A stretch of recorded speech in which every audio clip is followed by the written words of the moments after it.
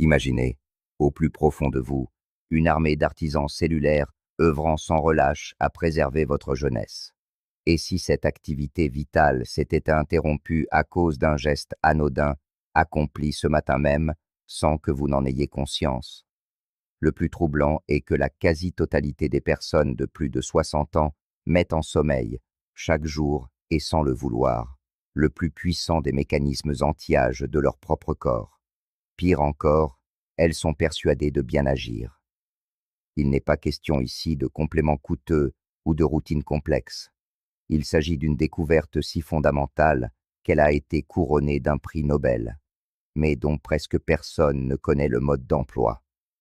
Sur l'île d'Okinawa, au Japon, des nonagénaires fauchent l'herbe, dansent dans les festivals et possèdent des artères plus saines que la plupart des quinquagénaires. Leur secret? Ils activent ce super pouvoir cellulaire depuis des générations, instinctivement. Aujourd'hui, je vais vous révéler ce que ces scientifiques japonais ont mis au jour, pourquoi cela redéfinit notre connaissance du vieillissement, et surtout, comment vous pouvez enclencher ce mécanisme dès ce soir. Mais avant, il faut remonter au moment où un jeune médecin fit une découverte qui allait ébranler les fondements de la médecine moderne. L'histoire commence en 1988, dans la pénombre d'un laboratoire de Tokyo. Un scientifique, Yoshinori Ohsumi, observe des cellules de levure au microscope, en proie au doute. Ses confrères lui conseillent d'abandonner. Ce n'est que de l'élimination de déchets cellulaires, lui disent-ils. Rien de passionnant là-dedans. Mais Ohsumi est guidé par une intuition tenace. Il conçoit des cellules de levure modifiées et prend une décision radicale. Il les prive de nutriments. Puis, il attend. Ce qu'il observe alors va tout changer. Sous l'objectif de son microscope, un ballet inattendu commence. Des structures cellulaires, jamais vues auparavant, apparaissent soudainement. Telles de minuscules Pac-Man, elles se mettent à dévorer les composants endommagés de la cellule, les recyclant en énergie et en matériaux neufs. Le spectacle est magnifique, révolutionnaire. C'était la preuve tangible que notre corps abrite sa propre fontaine de jouvence, un trésor dont personne, jusqu'alors, ne connaissait la clé. Ohsumi venait de découvrir l'autophagie, littéralement se manger soi-même, le mécanisme anti-âge le plus puissant de l'organisme. Ce processus est bien plus qu'un simple nettoyage. C'est une véritable équipe de rénovation qui démolit les structures anciennes et abîmées de vos cellules pour les reconstruire, plus fortes et plus résistantes. Le monde scientifique est stupéfait. Mais le docteur Ohsumi réalise alors une chose qui va bouleverser la communauté médicale. Ce processus ne s'active que dans des conditions très précises. Et il s'avère que les habitudes alimentaires ancestrales des centenaires japonais le déclenchaient, sans le savoir, chaque jour. Avance rapide jusqu'en 2016. Le docteur Ohsumi reçoit le prix Nobel de physiologie ou médecine. Le monde entier comprend enfin. Nous possédons l'outil anti-âge le plus puissant de la biologie humaine, et nous l'avions désactivé par ignorance. Cette découverte trouve un écho surprenant plusieurs années auparavant. Transportons-nous en 1975 sur l'île d'Okinawa. Le docteur Makoto Suzuki, alors jeune cardiologue à Tokyo, reçoit un appel qui va changer sa vie. « Docteur, il faut que vous voyiez ça », lui dit son confrère, la voix empreinte d'une excitation à peine contenue. Une femme de 100 ans, dans le village de Yomitan, est en train de faucher l'herbe. Sceptique, le docteur Suzuki se rend sur place. Il s'attend à trouver une vieille femme frêle, assistée par sa famille. Il découvre une personne si vive et énergique qu'elle ne se considère même pas comme exceptionnelle. Elle travaille sous un soleil de plomb, manie une lame acérée et se meut avec l'aisance d'une personne de plusieurs décennies sa cadette. Ce fut le début d'une quête de 50 ans. Hanté par cette image, le docteur Suzuki se mit à rencontrer d'autres anciens, et ce qu'il découvrit défiait tout ce qu'il croyait savoir sur le vieillissement. Ces gens ne vivaient pas seulement plus longtemps, ils vivaient mieux. À 95 ans, ils cultivaient leurs champs. À 100 ans, ils dansaient encore. Leurs artères étaient plus saines que celles de la plupart des quinquagénaires, et leur taux de cancer quasi inexistant. Leur secret ne résidait ni dans des pilules, ni dans des protocoles médicaux complexes. Ils se nichaient dans un geste répété 3 fois par jour, un acte devenu aussi naturel que la respiration. Le docteur Suzuki découvrit qu'il suivait un ancien principe confucéen appelé Hara Hachibu. Avant chaque repas, il se remémorait ce précepte. Mange jusqu'à ce que ton estomac soit rempli à 80%. Non pas repu, mais agréablement satisfait. Cela paraît simple, mais sa signification biologique est profonde. Le docteur Suzuki comprit qu'en s'arrêtant à 80% de leur satiété, ces centenaires créaient involontairement les conditions idéales pour activer l'autophagie. Ils imposaient à leurs cellules un stress juste suffisant pour enclencher le nettoyage et la réparation, sans jamais que cela ne devienne néfaste. Imaginez vos cellules comme une usine. Si vous l'inondez constamment de matières premières, les ouvriers sont débordés par la production. La maintenance est négligée, les équipements défectueux s'entassent. Mais si vous leur offrez une pause, si vous vous arrêtez à ces fameux 80%, alors l'équipe de nuit entre en scène. Elle nettoie, répare et recycle les pièces usées. Personne n'avait fait ce lien auparavant. La sagesse ancestrale d'Okinawa était en parfaite harmonie avec la biologie cellulaire la plus pointue. C'est ici qu'entre en scène une autre figure remarquable. Le docteur Shigeaki Inohara, un homme destiné à devenir une légende vivante au Japon. Il ne s'est pas contenté d'étudier la longévité. Il a incarné ses principes, les appliquant chaque jour jusqu'à l'âge de 105 ans. Au début de sa carrière, il eut une révélation. Tous ses patients souffrant de troubles digestifs graves présentaient aussi d'autres problèmes. Leur peau était vieillie, leur énergie faible, leur système immunitaire fragile. Il comprit alors que la santé intestinale n'était pas une simple pièce du puzzle, mais l'interrupteur principal de tout le système. Il mit au point un protocole d'une simplicité désarmante.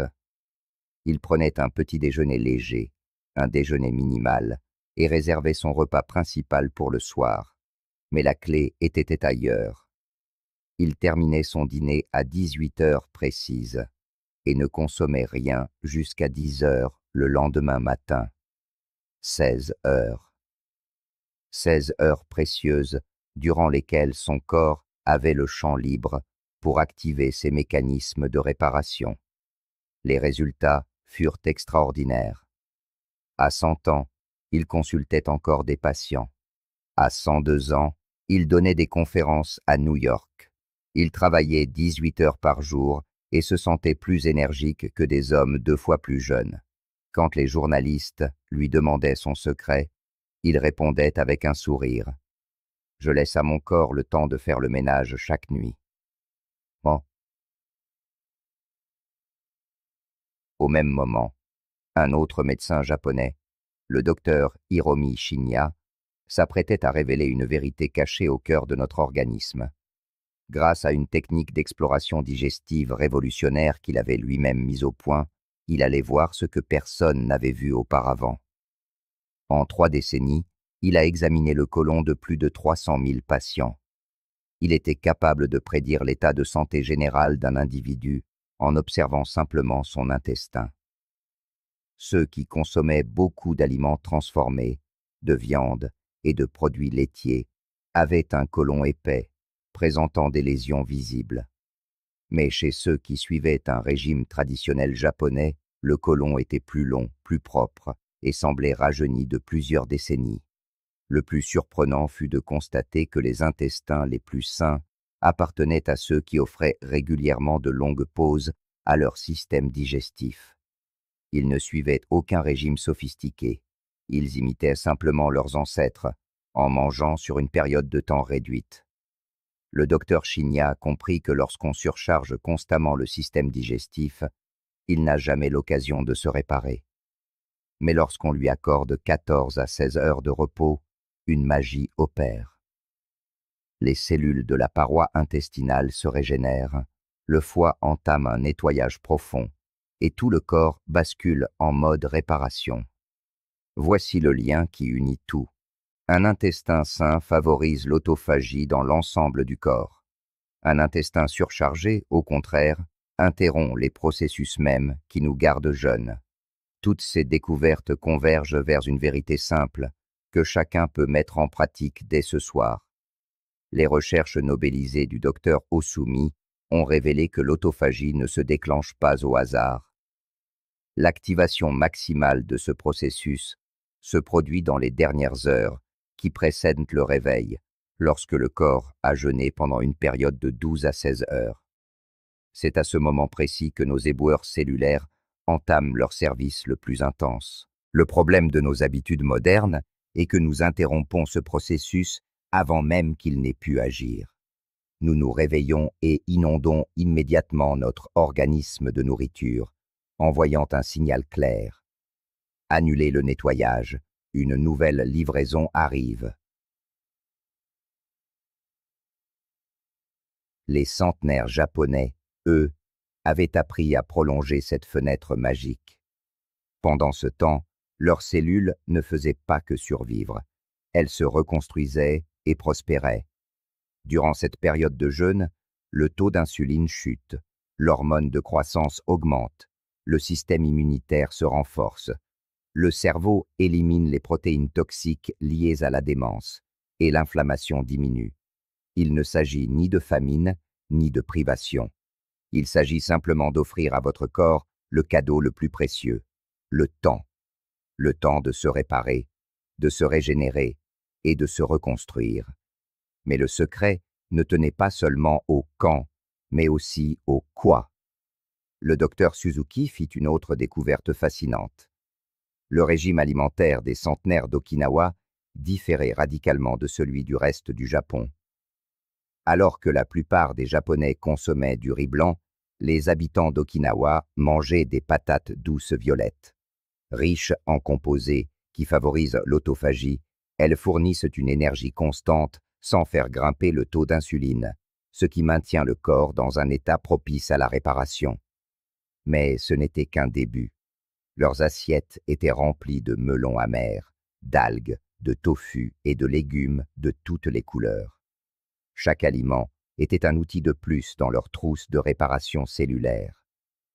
Le melon amer régule la glycémie. Les algues apportent les minéraux essentiels à la détoxification. Et les légumes colorés fournissent les antioxydants qui protègent les cellules durant leur rénovation. Et un dernier détail, souvent négligé, vient parfaire ce tableau. L'attention de ces centenaires ne se portait pas uniquement sur leur assiette, mais aussi sur leur tasse. Le docteur Suzuki remarqua que beaucoup de ces sujets les plus sains avaient un rituel quotidien, boire du thé pendant des heures. Mais il ne s'agissait pas seulement de détente. Les thés qu'ils choisissaient, jasmin, thé vert ou des mélanges locaux, contenaient des polyphénols qui protègent les cellules durant la phase de nettoyage. Plus encore, le rituel de siroter lentement du thé tout au long de la journée les aidait à maîtriser leurs portions, sans même y penser.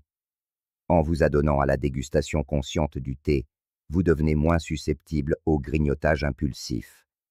C'était là, sans le savoir, une autre clé pour optimiser leur régénération cellulaire. Le rituel matinal qui change tout. Le docteur Inohara a fait une découverte qui a révolutionné son approche du premier repas de la journée. Au lieu du petit déjeuner copieux traditionnel, il débutait sa journée avec un jus de légumes frais, typiquement un jus de carotte ou de pomme, auquel il ajoutait une cuillère à soupe d'huile d'olive. L'intérêt n'était pas purement nutritionnel. L'huile d'olive ralentissait l'absorption des sucres, prévenant ainsi le pic d'insuline qui aurait interrompu le processus d'autophagie. Le jus, quant à lui, fournissait des nutriments essentiels sans surcharger un système digestif qui avait œuvré toute la nuit à nettoyer et réparer l'organisme. Mais voici l'élément crucial. Il n'en buvait qu'un demi-verre, puis attendait 20 minutes avant de consommer quoi que ce soit de solide. Ce délai permettait à son corps de passer en douceur de l'état de jeûne à celui de satiété, maximisant ainsi les bienfaits des deux phases. Ce que les docteurs Suzuki, Inohara et Shinya ont tous découvert, chacun de leur côté, c'est que le timing n'était pas seulement important, il était essentiel. Notre corps est une horloge ancestrale, réglée sur des cycles de festin et de jeûne. Lorsque nous perturbons ces rythmes par une alimentation constante, nous enrayons les mécanismes même conçus pour nous maintenir jeunes et en bonne santé. Pourtant, la réalité moderne dresse un tableau bien plus sombre. Les recherches récentes du docteur Suzuki révèlent une vérité amère. Les jeunes habitants d'Okinawa sont en train de perdre leur avantage en matière de longévité. En adoptant les habitudes alimentaires occidentales, aliments transformés, grignotages incessants, repas tardifs, leur état de santé se dégrade pour ressembler à celui des Occidentaux. La conclusion est sans appel. La génétique n'est pas une fatalité. Les centenaires ne doivent pas leur longévité à des gènes exceptionnels, mais à des habitudes de vie spécifiques. Et dès que ces habitudes changent, les résultats suivent. Mais il y a de l'espoir. Si adopter un mode de vie occidental peut réduire l'espérance de vie, alors s'inspirer des habitudes des centenaires peut la restaurer. Vos systèmes de réparation cellulaire sont là, en sommeil, prêts à s'activer dès que vous leur enverrez les bons signaux. Une étude de 2019, publiée dans la revue Cell Métabolisme, a montré que des adultes pratiquant une alimentation limitée dans le temps, pendant seulement 12 semaines, voyaient leur sensibilité à l'insuline, leur pression artérielle et leurs marqueurs de vieillissement cellulaire s'améliorer. Une autre étude, parue dans le New England Journal of Medicine, a confirmé comment le jeûne intermittent pouvait améliorer la mémoire, réduire l'inflammation et prolonger la durée de vie en laboratoire. Il ne s'agit pas de jeûnes extrêmes ni de restrictions dangereuses. Il s'agit simplement de s'harmoniser avec les rythmes naturels de votre corps, comme le font les centenaires d'Okinawa depuis des générations. Voici votre séquence d'activation, étape par étape. Dès ce soir, en s'appuyant sur 5 décennies de recherche de ces pionniers japonais, lancez votre propre transformation. Semaine 1. Maîtrisez le hara hachibu. À chaque repas, faites une pause lorsque vous vous sentez rassasié à environ 80%. Il ne s'agit pas de mesurer, mais d'être à l'écoute intime des signaux de votre corps. Vous devriez vous sentir satisfait, mais pas lourd, content, mais pas somnolent. C'est un art délicat dans notre monde d'abondance, mais c'est le fondement de tout. Une astuce. Mangez lentement. Posez vos couverts entre chaque bouchée. Conversez. Votre cerveau a besoin de 20 minutes pour enregistrer le sentiment de satiété. Si vous mangez trop vite, vous dépasserez le seuil avant même que votre corps n'ait eu le temps de réagir. Semaine 2. Prolongez progressivement votre jeûne nocturne. Commencez par instaurer une fenêtre de 12 heures entre votre dernier et votre premier repas. Si vous terminez de dîner à 19 heures, ne mangez rien avant 7 heures le lendemain. Cela peut sembler simple, mais pour beaucoup, c'est une révolution. Fini les collations tardives et les visites nocturnes au réfrigérateur. Offrez à votre système digestif un repos complet et ininterrompu. Une fois à l'aise, après quelques jours seulement, passez à 14 heures, puis à 16. Votre corps s'adaptera et vous serez étonné de l'énergie et de la clarté que vous ressentirez le matin lorsque votre équipe de nettoyage cellulaire aura eu tout le temps de faire son travail. Semaine 3. Transformez votre routine matinale. Au lieu de vous tourner immédiatement vers des aliments solides, commencez par un jus de légumes frais, une tisane ou le fameux mélange de jus de carottes et de pommes avec une cuillère à café d'huile d'olive. Attendez 20 minutes. Laissez votre corps s'éveiller en douceur. Prenez ensuite un repas léger et nutritif, riche en légumes, en bonnes graisses et en protéines de qualité. Cette transition douce honore le travail accompli par votre corps durant la nuit et en prolonge les bienfaits. Semaine 4. Optimisez votre repas principal. Inspirez-vous du modèle d'Okinawa et faites de votre dîner une célébration de couleurs et d'aliments complets. Pensez patates douces violettes, légumes feuilles, algues, tofu et de petites portions de poisson ou de viande maigre. Aromatisez avec du curcuma, du gingembre et de l'ail, tous connus pour stimuler l'autophagie. Préparez un repas délicieux et satisfaisant, mais terminez-le avant 18 ou 19 heures, et ne mangez plus rien jusqu'au lendemain. Vous créerez ainsi, sans même y penser, une période de jeûne de 16 heures. Vous ne vous affamez pas, vous ne souffrez pas, vous vous alignez simplement sur les rythmes naturels de réparation de votre corps. À quoi s'attendre? Le calendrier de votre transformation.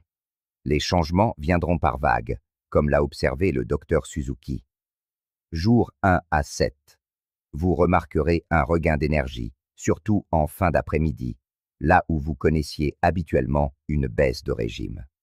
Votre sommeil deviendra plus profond, à mesure que votre corps se réajustera à ses rythmes naturels.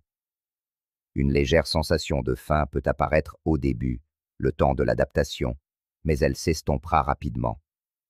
Votre clarté mentale commencera à s'aiguiser. Semaine 2 à 4. La clarté mentale s'intensifie. Le brouillard cérébral de l'après-midi se dissipe complètement.